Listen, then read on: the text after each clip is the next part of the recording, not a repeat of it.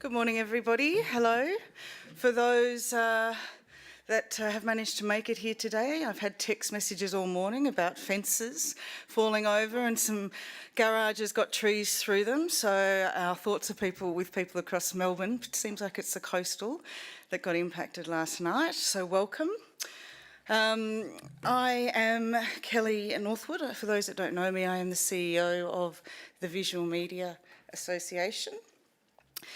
We have a nice group here today, but we also welcome every one of us on live stream. So look straight to camera for that one. There's over 100 of you. Don't know what I need to do to get you guys to come to a physical event, but welcome to everyone online. I also welcome our stakeholders in the room.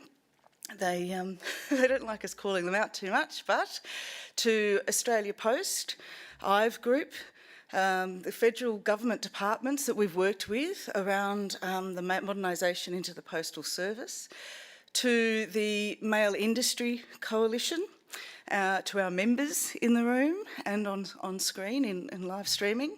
Thank you. Thank you for the past 2 years of sort of reviewing our postal service, reviewing the mail channel, reviewing what the letterbox means for a modern Australia, and also for recently expanding that review into New Zealand, which I'll talk about a bit later. It is our first industry insight, and as I say, this journey began with an understanding that there was and is a very powerful channel in mail.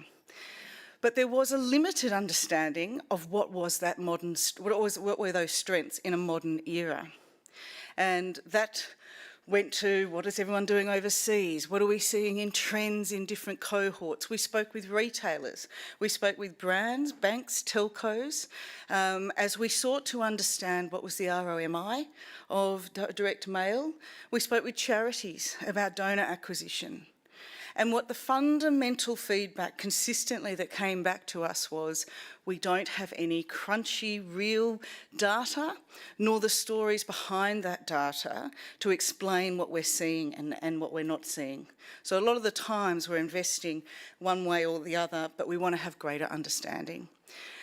Government also sought from us guidance on the societal role of the letterbox. Minister Rowland has spoken on record about the review of the modernisation into the postal service. We've worked and continue to work with Australia Post across the review and the role of letterbox alternate deliveries and so forth. But what we've got now is some real research, is some feedback from the consumers, the very people that we want to communicate with about this channel and how this channel can work with all the other channels.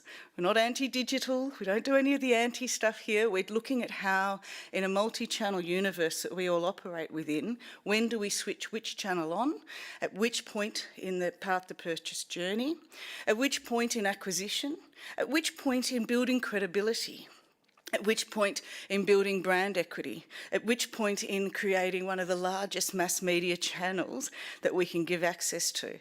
Every home has a letterbox, and in every home, the ABS still tells me there's 2.3 people living in them. That 0.3 person must be a little bit uncomfy, but there are 2.3 people living in each home, and we can get into that home through the letterbox.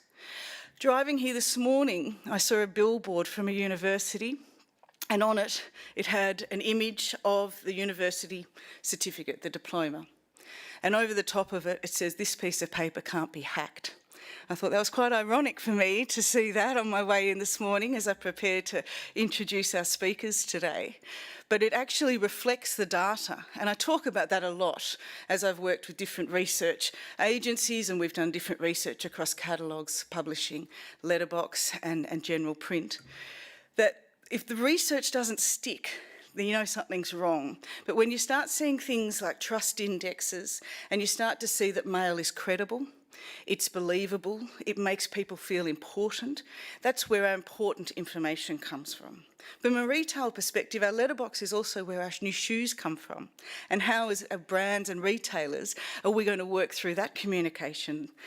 The inbox is now being flooded with bills and things I don't want to look at, which is why there are 1,215 personal inbox emails unanswered, whereas we know 84% of Australians open the letters they receive immediately. So we understand that these things are very different in how we want to engage our consumers' attention, how we want to make our consumers feel when we talk to them about our brands, our product range. We know unaddressed and retail catalogues are making a comeback, as is custom publishing, and what role we can play in that, and how we can allow those channels to communicate with our digital channels, and also our free-to-air radio and other channels. So without further ado, I don't want to sit and talk about what I know about the sector. We have got the experts in the room. We have two wonderful speakers for you today. They represent an agency called The Source. When we went to market on this, we put it to tender, like all things, and it came down to, I think I said to Matt in the room, a very simple ingredient. Their pitch about how they would approach this research project was more than media currency. Their pitch to us was, we need to understand behavioural patterns because we are no longer citizens that sit in a currency of reading one channel. We're so fluid. And I really like the creativeness and the thinking that they applied, which is why they ultimately became successful in winning the being awarded the work. And I'm so glad we did, because I think when you listen to what you're about to be presented, you can hear the story behind the numbers. In front of you, you have your wonderful Open Up to Mail, and the website and all the fact sheets and the downloadable information is available to you, all from the wonderful research that The Source has completed for us. The two speakers we have today are Matt Swinson, who is the Managing Director of The Source. Matt has been working in research and strategy for 18 years across the UK and Australia.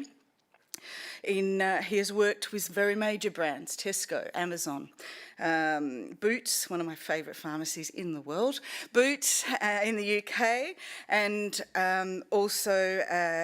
Google in London, in Australia, Woolworths, Telstra, the Victorian Department of Health.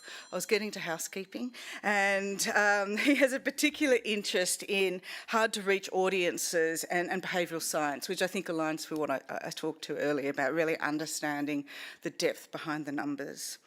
With him is Rebecca Yock, Head of Qual and another Director of The Source.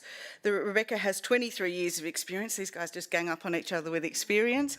As a qualitative researcher in New Zealand, UK and Australia. She has worked with Sainsbury's, Unilever. She's actually worked with Boots. Matt's worked with Google. They just show off all the time with these brands, these guys.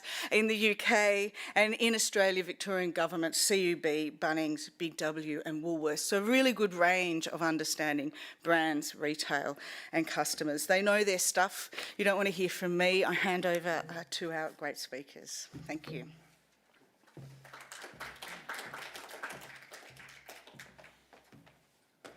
I think the guy on the left could do with a shave in that photo. So yeah. Anyway, look, thanks so much for having us here today. Great to see you all. It's always quite awkward. I'm a New Zealander, so I find it quite weird hearing people talk about my experience and singing my praises. What we'll do is actually, Beck, do you want to talk about your photo? No, I'm not going to talk about that No, photo. okay. The photo that I think you don't like. Your photo was what you wanted to say. Anyway, look, we'll talk through some of the data here. I tend to sort of delve more into the quantitative side of research, which is numbers. Rebecca's a little bit more leaning towards the qualitative side of research, which is kind of human stories and groups and that kind of thing. So we'll sort of try and do a tag team kind of conversation in that regard. Before we get into the nitty-gritty of the data, I sort of wanted to give you a bit of a heads up about what this research actually went out to try and do. We've got three sort of overarching objectives that we wanted to answer. Who exactly is the letterbox consumer? What does the letterbox mean to them? How do different Australian consumers sort of relate to their letterbox? The middle point there around what the role that the letterbox plays in their media and information ecosystem. The key benefits of print media, some data and some insight around trust and how that plays out in Australia and New Zealand. And that final point there, which Kelly mentioned before, was around the role that media plays, that print media plays in paths to purchase when it comes to brand and brand consideration. Little bit of I guess a bit of a sort of an overarching sense of what we did, how we actually ran the research, the methodology. There were 3 phases that we ran. There was an initial phase of data and insight synthesis, where we took lots of the information and data that the Visual Media Association has on the consumer. We synthesised that and used that to draw up a plan for the types of questions that we would ask of consumers. So we took that into the first phase of qualitative research. Qualitative research, in case you're not familiar with that term, that tends to be more like the focus groups, the one-to-one depth interviews and that sort of thing. And the way we approached this was a program of ethnographic research, where across a week we had people tell us about the stuff that they're receiving in their mail, in their letterbox, some of the things that they're seeing online, to get that quite sort of broad 360 picture of media habits. And we pushed that then into the people who did that into a program of focus groups, which I'm sure you're familiar with, so I won't elaborate on those too much, but also some depth interviews. And the depth interviews were with the harder to reach audience, people who had potentially more sensitive needs. We used all that information to then come into a quantitative piece of research, which is a program of survey research. We put together a survey and put it out to a big audience to get their answers on. What that sample of that survey looks like was 1,000 Australians and 500 New Zealanders. Now, what you're going to see in this next few slides is total numbers mostly. That's Australia and New Zealand sort of combined together. We've pulled Australia and New Zealand out where there are interesting differences, but for the most part they sing from the same hymn sheet. And the purpose of that quant was just to really build that baseline of understanding. I'll hand over to Beck. Excellent. If I can't read this little screen, I might have to go pick up the mic, so apologies if there's a little bit of mic change, but hopefully I'll be all right. Got the glasses on. What we're going to do today is we're going to almost start the presentation talking about some of the behavioural things that we learnt, so how often are people checking their letterboxes, things like that. Then we're going to move into looking at kind of real opportunities and real strengths of print based on what's happening in society at the moment. And then perhaps at the end a few challenges to people in the industry about how we can engage people more with print and really leverage the opportunities that we've seen. So looking at the role and meaning of the letterbox, coming into this research, it was interesting because I think we had a hypothesis that because address mail is delivered less frequently, it doesn't come every single day, that people wouldn't be checking their letterboxes as frequently. And this wasn't true, which was really interesting. So what we found is that Australians and New Zealanders regularly check their letterboxes at least several times a week. So there's the 2% that check several times a day. I think I fall into that. Sometimes I get bored and I just wander out there just to open it and hope that something really exciting is there. 40% of people are checking it daily. And that's huge, and 31% several times a week. So we've called some of these people the habitual checkers. So who are they? They tend to be older. So 55% compared to 24% of 18 to 34s. They tend to be living in detached houses, more likely to be Australians, so Australians are checking daily more than New Zealanders, and more likely to be living regionally. Now that's an interesting one, and we did talk to regional Australians living regionally and remote. Some of that was due to the fact that they're often getting more things delivered. We'll talk to people who live in a community where they may have a Big W. They may not even have that. It might be 40 minutes drive to a Target or a Big W. So there's a lot of online getting delivered and subscriptions. Also older. The profile of people living regionally is older, so that could be another reason for that. But often people are checking the mail every day for just something to do. And there's a sense of really liking that surprise of what might be in the box. And I think that's really interesting for unaddressed mail. Because not everybody knows interestingly, not everybody knows when the address mail comes. They sort of know, maybe they do, some people really know, but people don't know what they're going to get unaddressed. And so unaddressed is that driver for that daily checking, because you just don't know what you might see in there, and there could be a little surprise for you. Often your dog walkers, people working from home, or people that are housebound for both physical health or mental health reasons, they're going outside. And they go, and also a bit of a nosy neighbour. We had a lady that sort of quoted and said, I wanted to see whose bloody neighbours are up to, so I got out there and I just went, checking the mail, you know, and there's a little bit of that going on, that people just want to get outside and have a bit of a peek at what everyone else is doing. So it's a good excuse to get out the front. The irregular checkers tended to be younger, so 45% of those under 35 were checking weekly or less often. Living in apartments, and apartments are interesting here because what often happens in apartments is that people's unaddressed mail is getting left in a pile. It's not going into the individual letterboxes. So there's less of that driver that there might be a bit of a surprise in there, because the Domino vouchers or other things that are getting delivered are not ending up in personal boxes. Also, people aren't getting catalogues. So retailer catalogues aren't necessarily coming to an apartment, much to the upset of people who live in apartments who now don't get supermarket retailer catalogues. There's also a thing often, I think, with younger people is they're much more transient. So they're moving house a lot more frequently, and if any of you have ever lived in a house and got a lot of mail from the previous owners, you'll know that people aren't particularly good at changing that over. So I think younger people have opted in for more, as much as they can sometimes online, because they are moving. The letterbox has different meaning to people, and coming off, we had the quoll was really fantastic at just getting really lovely, rich insight. And the beauty of doing it before the quantitative stage, then you can put numbers to that, and you can really test things that you've already learnt. So we put statements in front of people, and it's interesting. So 61% agree that they like the surprise of seeing what's in my letterbox. And interestingly, younger people are a lot higher here, which suggests that perhaps they're getting less address mail, but they like going out, and it's exciting when they do get something in the mail. So I think that's really positive.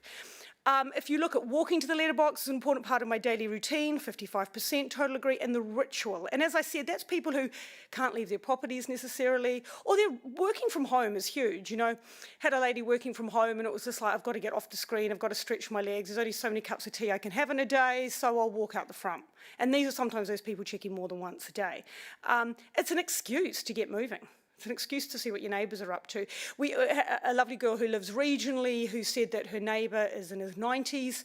She said, I don't think if he didn't walk to his letterbox every day, I don't think he'd have an excuse to leave the house. He was very isolated. She'd have a chat with him out at the letterbox. It was literally the only sort of thing he really had to do to get out of the house every day.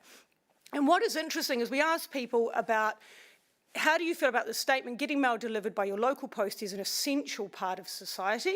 Because that came out in the quoll. 72% total agreed. More Australians than New Zealanders, and obviously more older than younger, but still 63% of 18 to 35-year-olds agree that it is an essential part of society.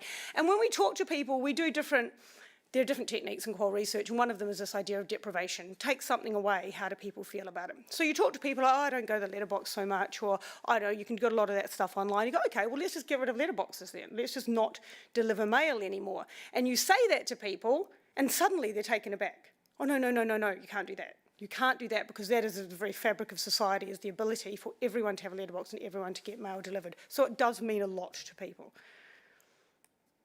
Here are just some quotes. Now, these pictures, we did a fantastic ethnographic study. So we got people to do the weekly diaries, as Matt mentioned, and we got them to sort of go out to their letterbox with us regularly. And we have loads of these photos. And obviously, this presentation today is a snapshot of a very big piece of work. So I'm sure we can share other photos as we go through. And here are some of the people. This lady's got a bill from the ANZ.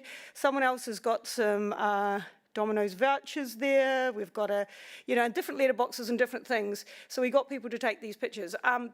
So here was a lady here. I work from home. It's literally nice to go out, stretch my legs, get some sunshine and walk to the letterbox.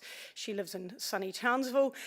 This was from a woman in her 30s. Catalogues, letters from people, even my bills and statements I prefer to get in the mail. If I didn't have a letterbox, I'd have to access these things on the internet, which I don't think is the same. It feels empty and unreal when it's not in my hands. And we'll talk about that unrealness and that abstractness of digital mail versus print, and how powerful the idea of having a piece of tangible something in your hand is to people. And that's a kind of recurring theme as we go through the research. I'm going to hand over, because Matt is more the numbers person than me, so I'm going to hand to Matt. So we'll do a little bit of a tag team here. All right, so yeah, as Beck sort of mentioned, there's a lot of positive sentiment towards the letterbox. But over and above that, it's just, we're seeing as well in the behavioural data that the materials that are landing in people's lunchbox, letterbox, are getting handled and seen. So the question here we put to people was, when you've received the following types of mail, what's your immediate action? On the left-hand side is people saying that they throw it away without review. On the right-hand side is that they review it straight away. Now, for personal letters, for the more formal materials that people receive in their letterbox, as you would expect, was very high rates of people who review it straight away, and even if they don't do that, they tend to take it somewhere and review it later. But what I think was most interesting about this particular slide is the bottom bar there, is when we're talking about unaddressed mail, particularly promotional flyer and coupons. We're still getting, it's 2/3 of people telling us that they are reviewing it. Almost half saying that they're reviewing it straight away, and 1 in 5 saying that they're actually taking it somewhere and reviewing it later. Relatively few are kind of throwing it away without review. So it is being handled and it is being seen. We kind of, to play this out a wee bit further, we wanted to have a sort of understand attitudes around sustainability. It's always a thing that comes up when you're talking about mail. It was a hypothesis that we had. To what extent is this actually sort of, front and centre in people's minds? What we saw was that the data didn't quite bear out the fact that sustainability is almost a prohibitive factor. We asked people, to what extent do you sort of agree or disagree that you are worried that printed material that comes in the mail isn't sustainable? Now, it's not an insignificant number of people who say that they agree with that statement, but it really does pale in comparison to the figure on the right-hand side here. People who, almost 2/3 of people saying that they would be happy to receive promotional material in their letterbox if it's relevant and interesting to them. So there is a sense of permission and permissibility that goes further than the concerns around sustainability we would posit.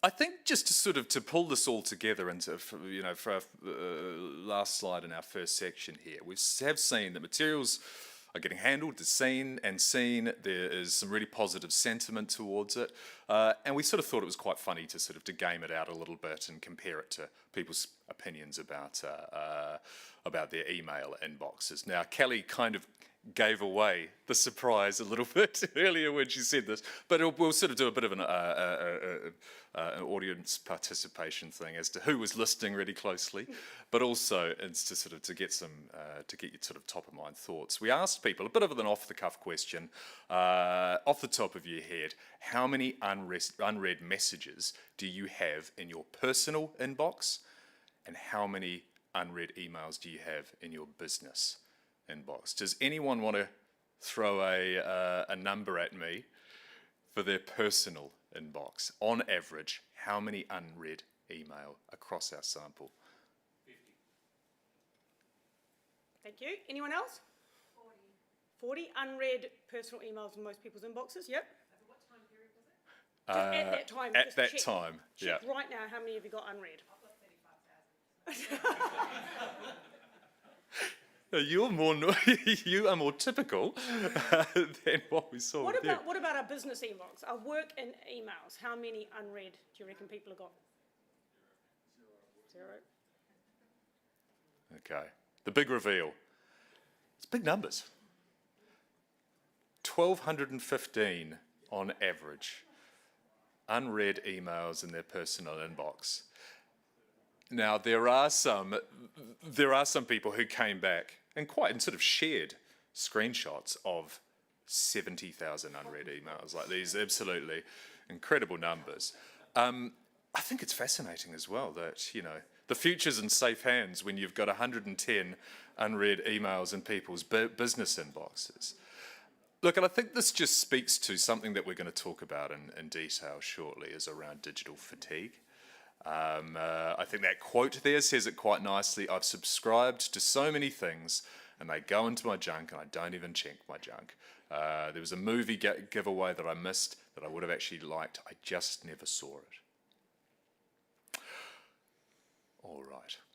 So I guess bringing this all together, this context together, this research does suggest, and the data bears out, that letterbox and print media remains relevant and sort of accessible in Australia and New Zealand. I guess the question we asked ourselves: how do we amplify its role?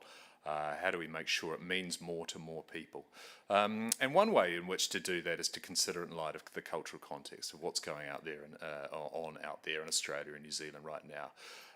And the two things that we'll go into detail that are going on out there in Australia and New Zealand right now are around digital fatigue and around community disunity.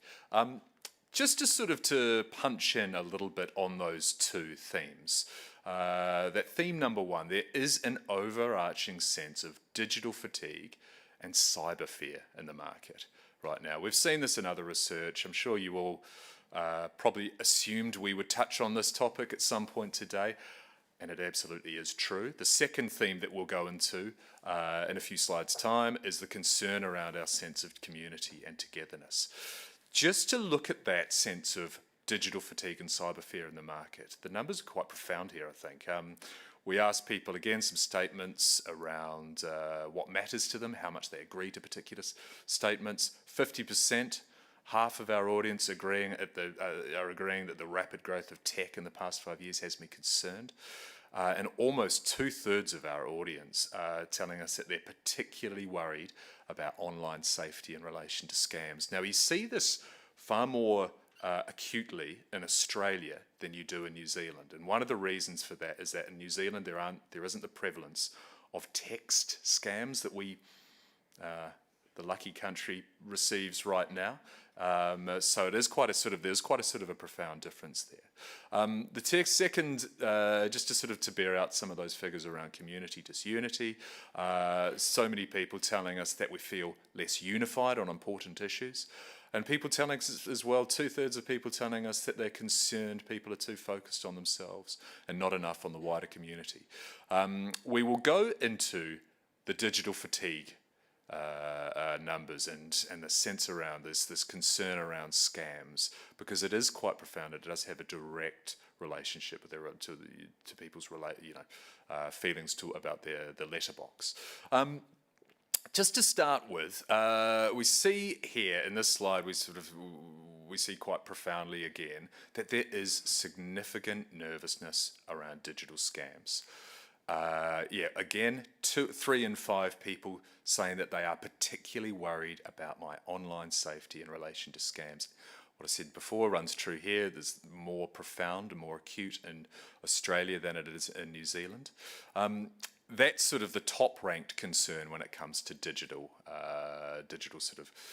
matters. But as you kind of look down that slide, you see more that there are these issues around digital fatigue. This sense that we've got that people are saying that it's never been easier to click and forget. Again, if you look at some of the numbers there, we've got so many people telling us that they're taking steps to ensure tech doesn't negatively impact their mental well-being. We've got people telling us that they spend a lot of time unsubscribing from companies' emails. We've got people telling us that they get so many emails in their personal inbox that they often delete them without reading them first. As you know, speaking to that same point we made around the number of unread emails in people's inboxes. And down the bottom in there is I think an interesting one to touch on, is the concern that people have about that tech's having on their ability to concentrate. It's kind of a curious sort of oddity of the numbers, where this is more profound amongst younger people than it is amongst older people. And we were kind of wondering why, because I think, older people tend to be a little bit more transactional around their relationship with tech. It's just an unburnished good that's sort of in their lives. They don't have those same existential fears around it compared to young people. If we go into the detail around the nervousness around scams and digital and cyber security, now there is a sort of a real sense here, particularly in Australia, that these scams are prevalent and they're becoming more so. we asked people sort of, which of the following have you received spam communications on? Nearly everyone's saying, probably unsurprisingly, that they're getting these in their email inbox. Half of our audience are saying that this has increased in the last 3 months. 3/4 of our audience are telling us that they're getting spam communications through text. Lots of people saying that this has increased as well. And social media doesn't get away scot-free either. That is becoming more and more of a place in which people are getting spammed and sort of tricked. Now, where are these kind of spams, or what are the topics that these spams are kind of playing on? Most common are road tolls, delivery notices, messages from the post office, and Centrelink, which is concerning because these are often, channels and pieces of information that are particularly important to people. And what we're seeing in relationship to this is people not opening legitimate pieces of communication. Now, we thought it was interesting here to actually contrast the digital sense of scams to what's happening in people's letterbox. Now, it's not that the letterbox is receiving no spam, but it's relatively no scams, I should say. But relative to to digital channels, it's far lower. And what's particularly interesting here is that the vast majority of our audience feel like there's been no change in that. Only 15% say it's increased in the last 3 months, which is quite a contrast to what people are saying in the digital channels.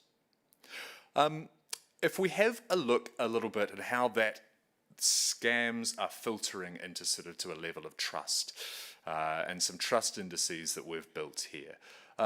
We asked people on a scale of 1 to 10, to what extent do you trust the information that arrives in these particular channels? 1 to 4 we've sort of categorised as being distrust, and up the other end of the scale, 7 to 10 being trust. Now, I think what's interesting here is how the letterbox plays out against digital channels in particular. We had far fewer people saying that they distrust the information that arrives in their letterbox, far fewer than what's arriving in their email inbox, through text messages, and through social media in particular. So I think it's an interesting a degree. There's some permission consumers are giving you in terms of communicating to them through the letterbox.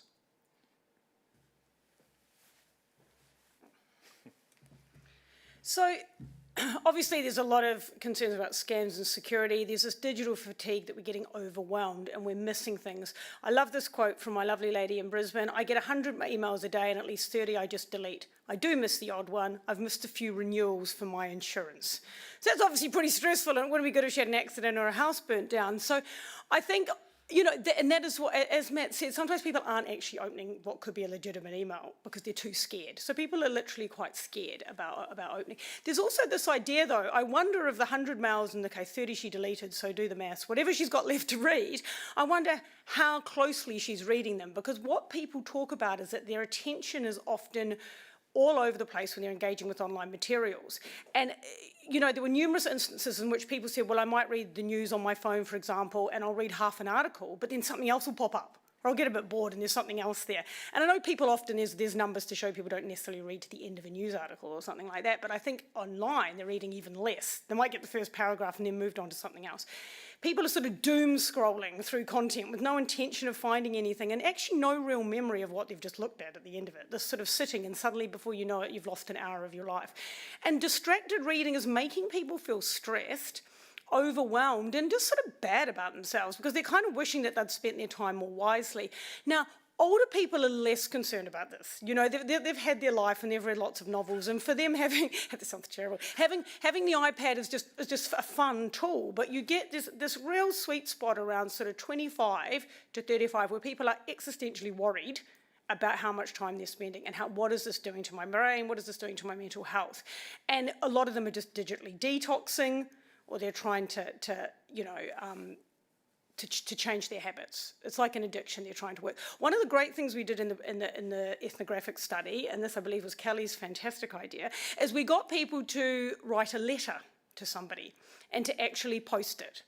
And it was really interesting. We had some younger people who literally had never really written a letter in their life, We had a couple of people who couldn't find a pen in the house or a piece of paper to actually write a letter, but for the most part, everybody did it, gave it a go, wrote a letter and sent it. And I have to say, I've been doing research for 23 years, as Kelly said, but it was a really profound experience. We had people come back to the groups in the in-depth interviews talking about their letters. We had people in tears. We had people who said they had their friends in tears. We had people who actually, it was very profound. It was like, when I wrote this letter, I could be really intimate. I could be really personal. I was nervous. I showed more of myself to somebody else. Like, the power of the written word and the tangible letter that people received was really profound, and I think it really moved a lot of people in the research. And I think there was a sense that I focused on what I was writing. I didn't throw a text message away. I really focused on what I was saying, and I made that person who received it feel very special. And I think there's something around just the focus of reading something with no other distractions coming at you and no other bright, shiny things kind of trying to distract you from what you're doing is really profound, and it's a real positive opportunity for print. So with this backdrop of digital fatigue and these crowded inboxes, it's interesting. If you look at this, you know, how do people feel about printed content? I concentrate more on promotional material when it's printed and in my hand rather than online. 54% agree with that. And we know that people aren't reading their emails. So when it's actually sitting there and I'm reading it, there's no other distractions. I'm not getting a pop-up. I'm not getting anything else that might look more exciting for me to read at that time. This is a great quote from a young guy in Sydney. If it comes in the mail, at least you get 5 to 10 seconds of FaceTime. If it's in your junk, you delete it without even looking at it. And I think that this is really profound and really important for print, is that people will actually hold it and look at it. And as we know, that's not happening with so many people's emails. And I think it's a challenge for the print industry to really play to that key strength. We had a lot of people who want to still get bills in the mail, and they still want to get, because they want to read them, they want to stick them on their fridge, on one of their fridge magnets they got from a local tradesperson, and they want to stick it on their fridge and they want to remember it, or they want to tick it and they want to file it away. And there's this real anxiety for some people that if without a tangible thing in my hand, I might forget to do that. And I think there's a lot more opportunity to have more fun with this, to actually really play to the strength of print as a physical, tangible piece of paper in your hand. And we had a bit of fun with this in the groups, and people said, why don't they do tear-off cards that you can put in your wallet? Or why don't they put sticky notes as added value? Or why aren't these fridge magnets more fun? I'm getting so many fridge magnets from local tradespeople, and they're just one-dimensional. Why can't one be shaped like a screw? Or one could be like a toilet seat? Or I don't know, but why can't we have some fun with this? Because it's such a great thing that print can do, and there's so many opportunities within that as these tangible, physical reminders. Another thing about print is that it's felt to be inclusive for those excluded from digital channels. So there are people whom, either for affordability reasons or just they don't feel that tech savvy, aren't always able to access things online. And for a lot of people, they feel very pushed into online. They often don't have a choice now but to receive things digitally. We asked people, to what extent do you agree with this idea that mail in the letterbox ensures that no one in society misses out on important information? And 53% agreed with this. Had a lovely girl tell me a story about her nan.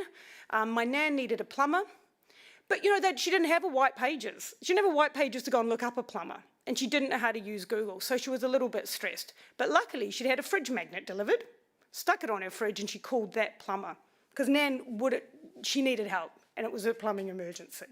So I think this option for print in certain categories is still very much needed. Fines, bills, health information in particular. People want the kind of gravitas of having that delivered to their door. They want to stick it on their fridge, they want to file it away in a cupboard, and they want to remember so they don't forget. If you think about that woman with her insurance renewals who didn't miss 2 of them. And it's that reassurance. We live in anxious times. For a lot of people, it's very reassuring to know they've got that in their hand rather than they have to remember or they might have lost it. Interestingly, catalogue delivery could be more consistent. And for a lot of people, often, you know, we have older people who have downsized to apartments, just through the sheer, not quite sure why, they're not getting their retail catalogues delivered. And in a cost of living crisis, when people are watching every penny, there's people that are missing out on that. You know, so I think things like that often come up too with audiences, as I want to get a catalogue delivered again. So this other theme that Matt's talked about is around this fear of community erosion and a desire for more community. And there are ways that print can absolutely play to this strength, and we'll talk through those now. There is a sense of the sense of unity and community in both Australia and New Zealand is felt to be somewhat frayed. And some people do believe this is directly related to diverse digital content and channels. A, because everybody's getting very individualised media to their inbox or through their algorithms, so they're not seeing a wider. Also because it can incite a kind of sense of distrust and sort of conflict. So 65% agree. I'm concerned that people are too focused on themselves and not enough on the wider community. 71%, I believe we as a nation are becoming less unified on the important issues. And here are two quotes that kind of bring that. Here's a guy at Ipswich. You know, it's very rare that everyone in the community is watching the same thing or reading the same news. Apart from sports events, it's like everyone in the neighbourhood is shuttered away from each other. And you can see the power of the Olympics or the debate about ray gun. You know, there's a sense that people kind of look for these community things that everyone can get behind, and it happens less and less now when everyone's getting their own personal media delivered to them digitally.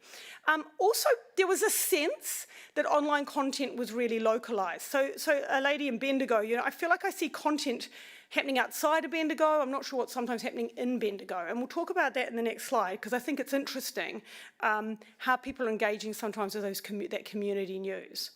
Now, I'm not going to come here, I'm not going to say that mail and letterbox can save the world or completely bring communities together, but what it does have the power to do is to act as a single unifying information channel.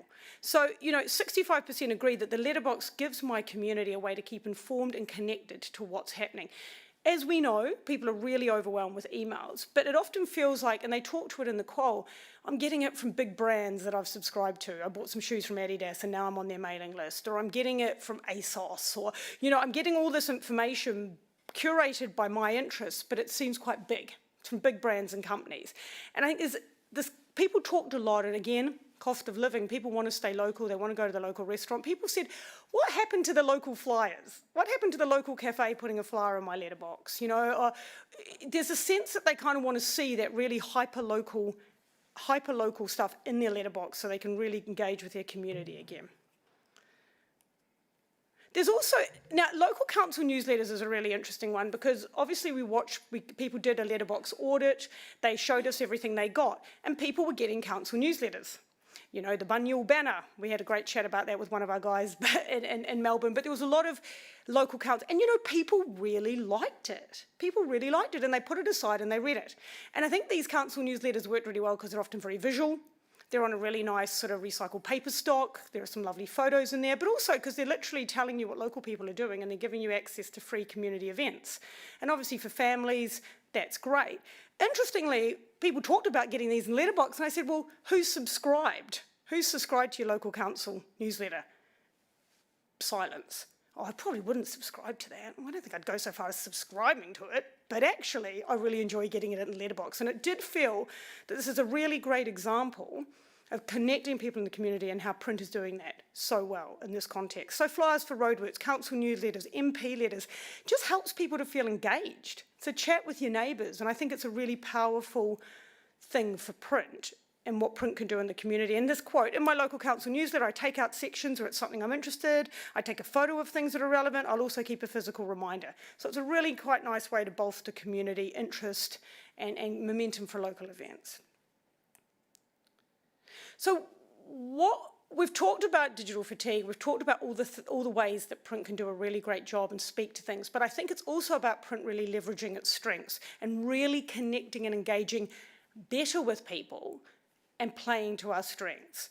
There are two really interesting ways that, at its best, that printed mail has the power to do the following. One is to make a brand experience feel more premium and offer real added value to consumers. And one, to feel like a real sensorial and immersive experience. We've talked about the distracted reading of online and digital. Having something tangible in your hands. I love this quote.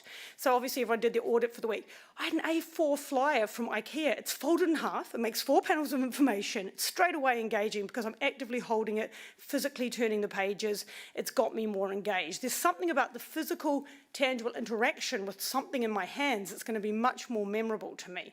And it's very tactile. It's very sensorial. But we need to do a really good job of making really visually engaging material that comes in people's letterboxes. 44% agree I would be more likely to review promotional material in my letterbox if it was more visually engaging. And I think that's really powerful, and I think there's ways and examples of where we can do this. I think it feels, so 2 in 5 people, there's a lot going on the slide, I'll start on the left-hand side. 2 in 5 people say, I can't afford a newspaper or a magazine subscription. Receiving a free catalogue in the mail is great.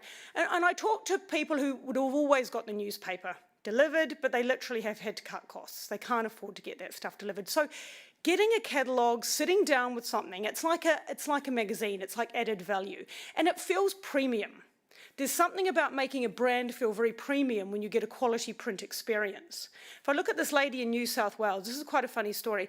She lived in a house where she was continuing to get the NRMA magazine, Open Road, delivered to her house. She wasn't actually a member of the NRMA, but she was getting it from a previous tenant. Now, she'd complained a bit about it because, come on, I'm not a member, why am I getting this mail? And she'd have rung them up, but anyway, for whatever reason, it was still getting delivered to her house. But she kind of loved it, because then we talked about it, and she's like, oh, it's got lovely photographs, and you get these fantastic stories about Australians doing things, and there's beautiful photography, and I sat down, and I had a cup of coffee, and actually she's having this beautiful experience with the Open Road magazine, because it's a magazine, and she's making time to read it.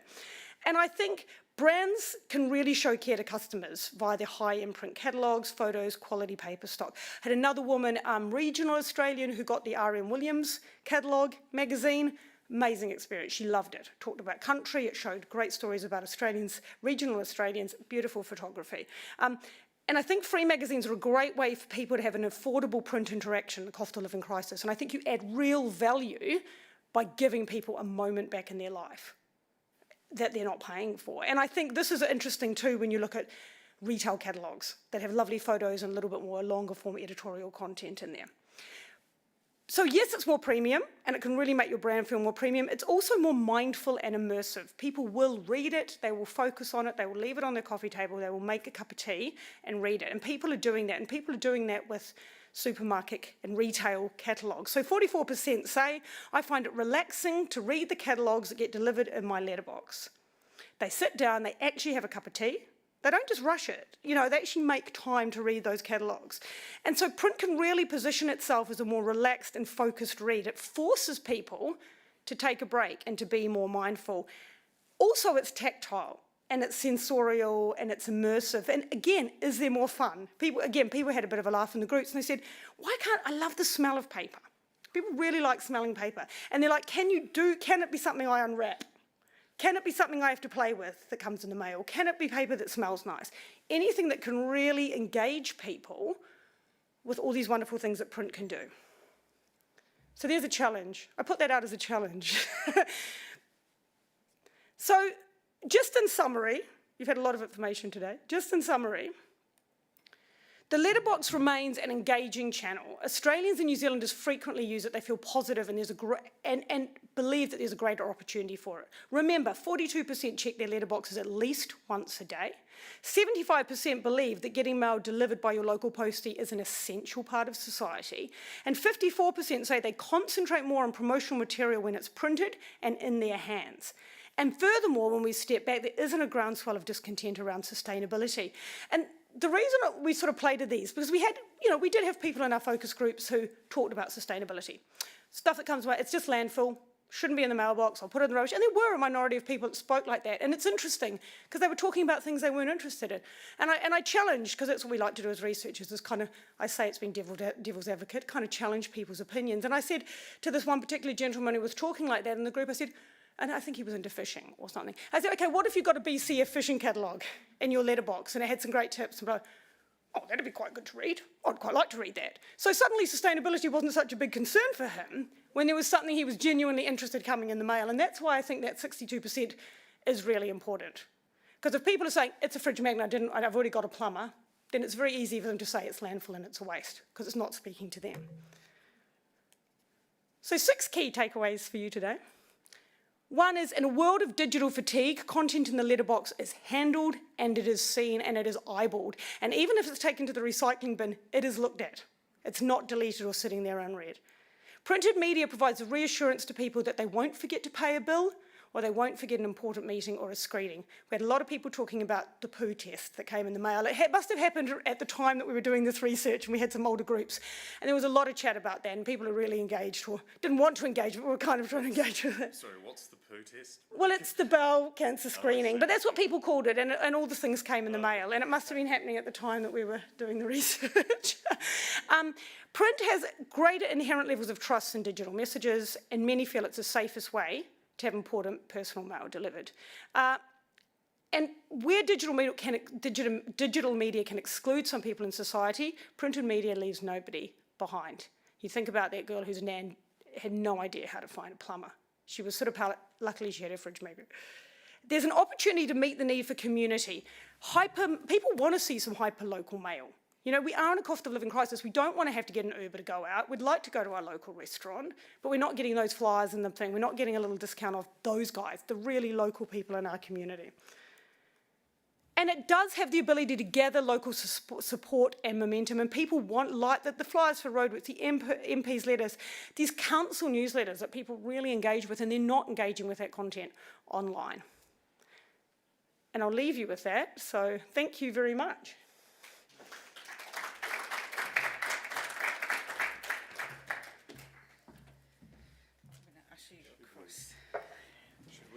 Thank you. I'm going to go, yes, you can wander. I'm going to keep those key takeaways up because I think that they are important. I also am going to let you in on a secret that I lost my glasses last week and can see nothing, which is why my intro was a little bit convoluted. But I've been typing, I've got very large on my phone. So I said we weren't anti-digital. It has great convenience at the time that we need it. But as we've just heard from our two wonderful speakers, the role of the letterbox is one that is very much relevant today. I'm going to let you in the audience get very settled and ready for your questions that you're about to overwhelm me with as I facilitate a Q&A session. I have had some sent through from the live stream, so thank you, and you can continue to send through a few of those. As I said with my extra large notes, while you're thinking of your questions, understanding all this data and having that deeper resonance. So, you know, I talked about it in the introduction, the story behind the data is really important because as we're developing our campaigns or as we're building our new communication strategies into our customers through the letterbox, email, online, how we can use this information to then work with all the other channels is what I really like about those stories, and I thank you, Rebecca, for that. But the stats are really very strong.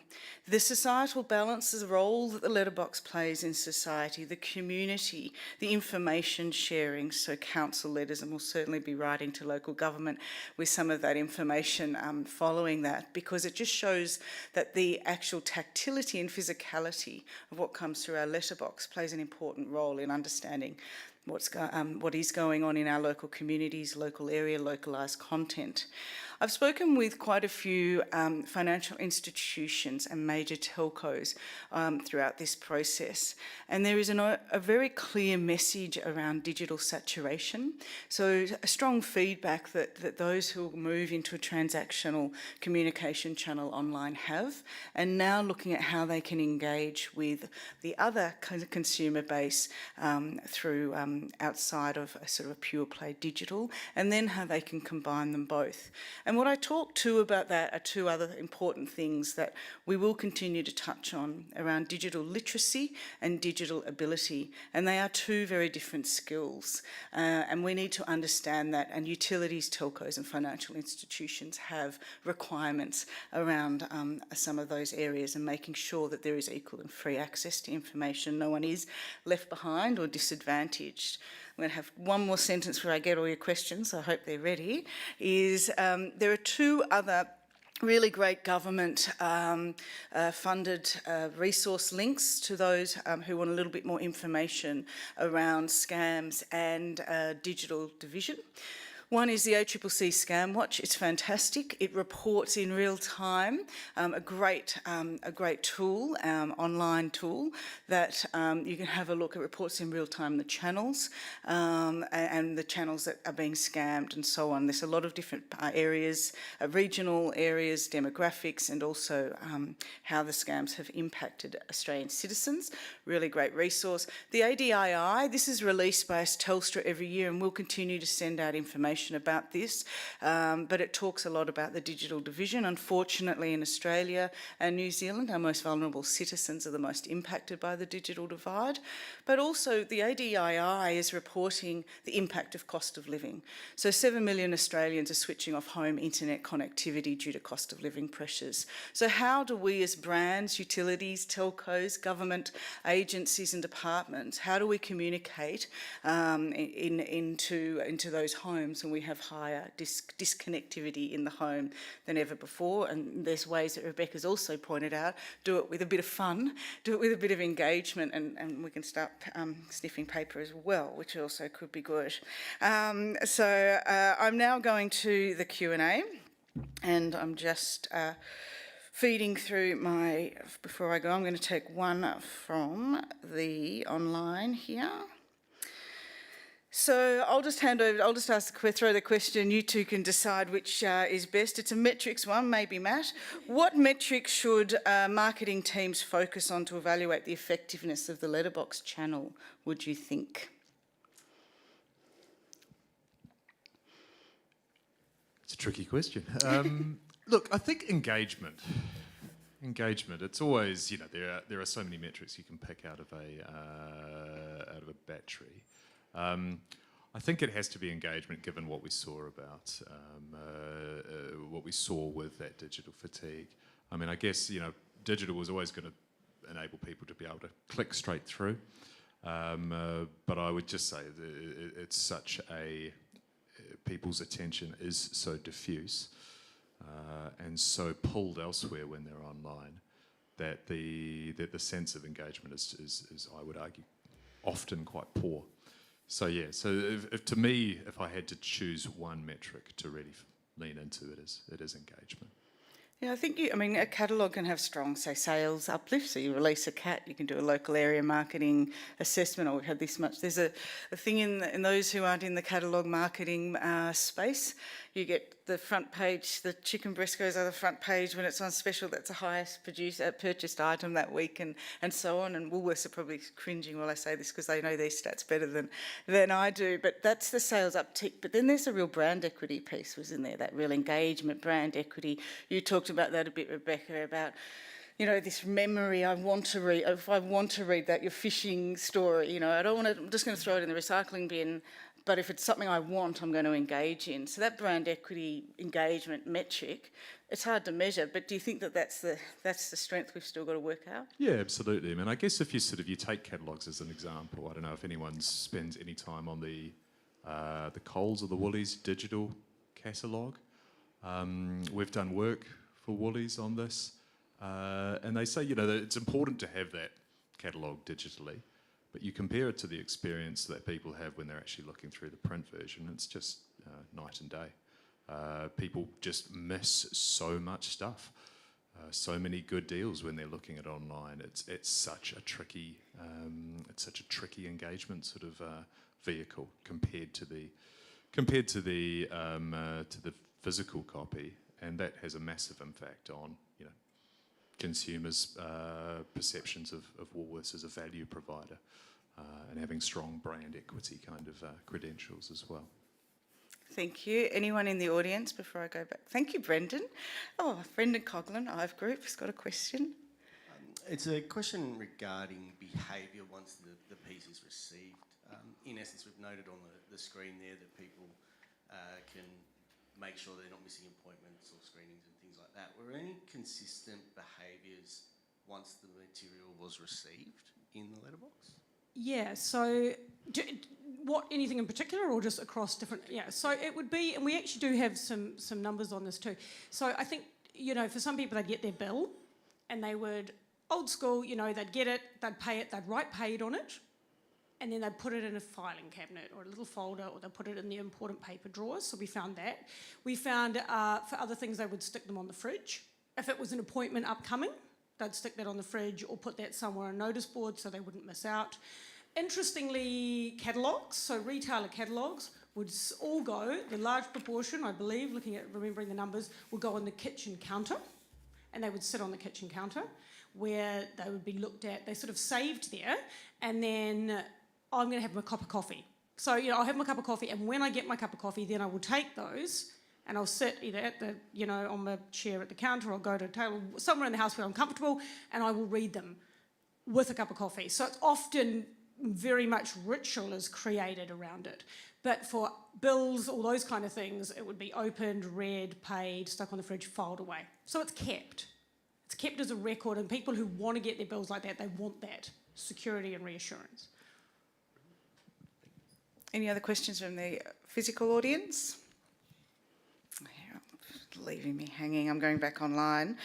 Older age groups. There is a perpetual myth that only older people want to look at the letterbox or look at anything, physical. And I know that you did talk a little bit about that. The question I've got here is there a preference for older age groups? What's the preference or the research? What are the younger cohorts leaning into in the letterbox from what you found? Yeah, because I know a lot of those numbers you'd say that some of the agreement was higher for older people, but I think what's really interesting with younger people is they were higher when it came to the surprise, the getting surprised at the letterbox and wanting that. They are higher on digital fatigue and feeling genuinely concerned about their digital behaviour. So I know from the qualitative research too is that a lot of young people like catalogues. A lot of young people like to read that, and they're also actively trying to disengage from digital. So I think there's actually a big opportunity for younger people if we deliver the right things to them in the letterbox. Yeah, and I guess just sort of specifically to how to engage young people, you sort of almost just have to look at the context of young people's lives, is that how much time they can spend consuming visual media, whether it's TikTok or Snapchat or Instagram or whatever. The best way in for me is to ape what they're seeing online. So something visual and something almost pithy is the perfect way to engage them. Visual is absolutely the answer with a younger audience. And be a bit different. There was a great quote, actually, which I think I failed to read out. It was from this great young guy, and he was kind of trendy. He lives in a city, Sydney, goes to raves and stuff. He's a cool dude. And he said I said, what's the best thing you ever received in the mailbox? And he said it was a local flyer to a local bar. And he said it was old school, it was handwritten. He said it was just so kind of cool. And he had the quotes in there somewhere. He said, it felt like a note passed in class. And I just thought that was such a beautiful quote, because it was obviously someone had, the days before everyone could use, they'd handwritten and photocopied them. And there was something so kind of cool about that for him and intimate. And I think that's what print is, a lot more intimate, I think. And that's where the letter writing exercise we did, people got so emotional about it, was because it felt, I said, what is writing a letter the closest thing to? And they said having a physical conversation with someone. That's how intimate it can feel for them compared to a text message. And I hope this doesn't contradict what I just said, but there is almost like there's, when you're in a world of stylized imagery and, these kind of slightly kind of fake stories, that sense of authenticity that you're getting from something like that, I mean, that feels like a real sort of antidote to digital fatigue, to get those authentic kind of little stories that feel intimate and personal. Feels like a great way to engage. And the letterbox is really personal. It's at the end of your house. Yeah. It's part of your house. It's a very personal channel compared to a laptop or what's coming through your phone. And, it comes straight in, you're holding it, you've got the, what to do with it, you've got the physicality. I've got one more from online. Any other questions, you brave warriors in the room? Come on, give us a question. We don't get face-to-face very often. I know, right? I'm going to talk about that next. But the last one I have here is around... so just understanding that younger cohort again, everyone's tapping into the younger cohort. how can we also educate younger marketing teams on using this letterbox? Because there does feel like the question is more that is there a need to get greater sort of how-to marketing knowledge, or are you feeling this information is not any feedback? I think there's a couple of marketers online who are looking at metrics and asking the tough questions about whether we need to sort of work a bit deeper on the how-to. The feedback you're saying is everything, it's not engaging enough. So how do we sort of overcome that challenge, I think is the question.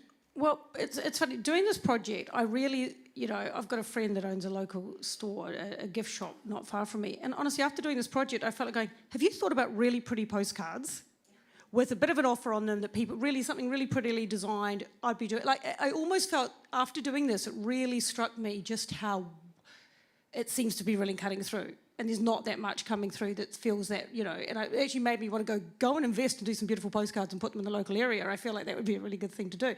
I think just doing it as well. I think there's a sense from people that they just they weren't seeing, there was the same people were sending the same stuff through. It just didn't feel like they were seeing a lot of it.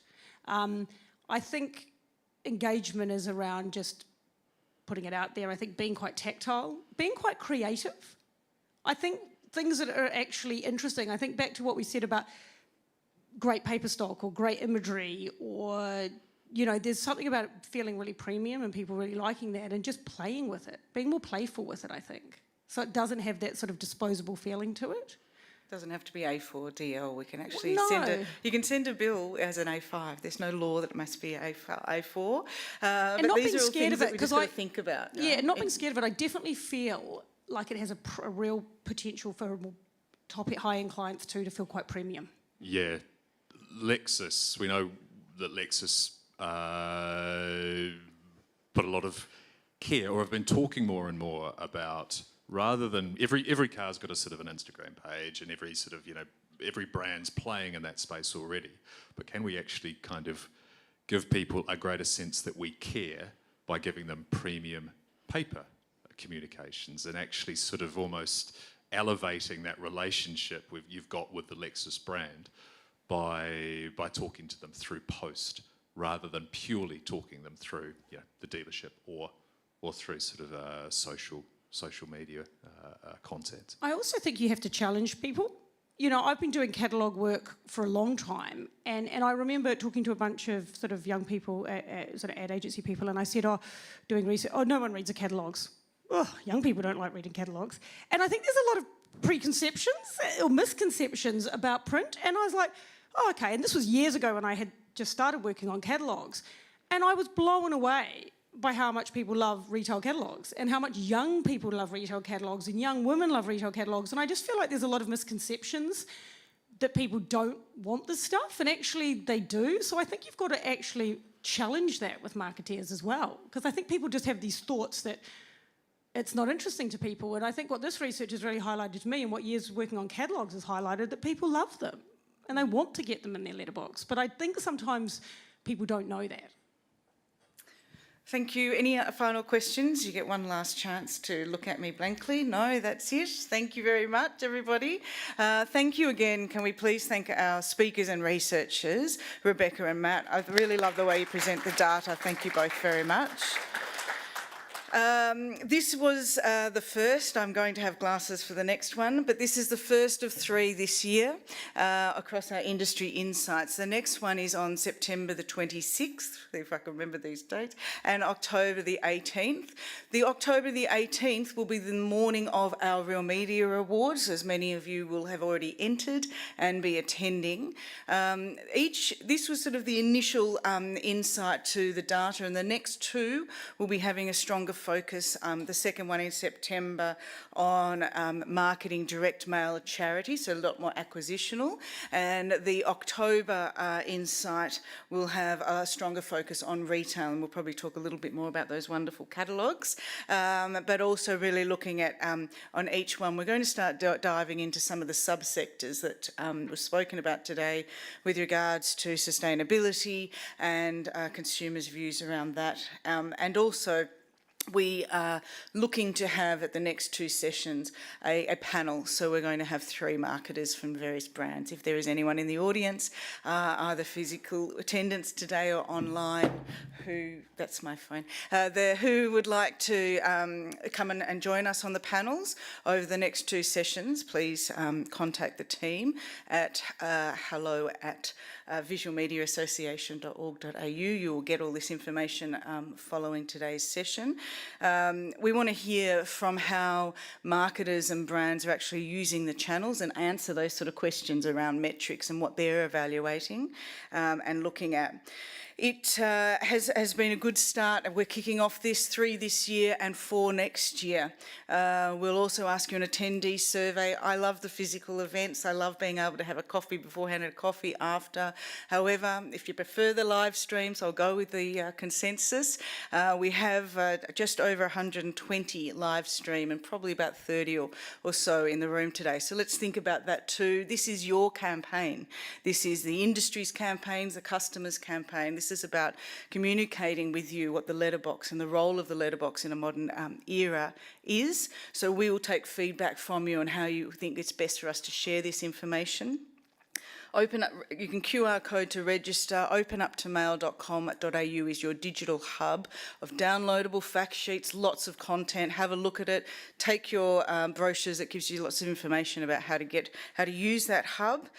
It would be remiss of me to not thank a few people in the room. There is a team behind all of this. This research is not something we did just last week and decided to have a crack at. This has been going on for many months, if not the campaign strategy, the campaign thinking has been going for over a year. And as I said earlier, there's some key stakeholders, Australia Post, IVE Group, Mail Industry Coalition, government departments and key stakeholders as well who have helped assist the development of it. The other part is the team. So London Mills has been working very closely with the source in getting all of this pulled together and getting the data in a format and pulling together that wonderful resource, openuptomail.com.au, for you to actually have all this content available for yourselves and for your customers. As always, when you're launching a website, to Emma, Phil, Luke, who sat up until about 11:30 tic-tacking last night, and then the 4:30 a.m. Cloudflare plug-in fail.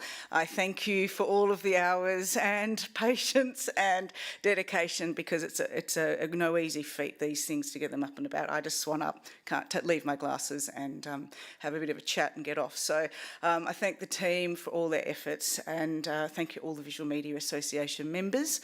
We can't do any of this without you guys. Have a great day. I look forward to seeing you in September the 26th. What a memory. Thanks, guys, very much.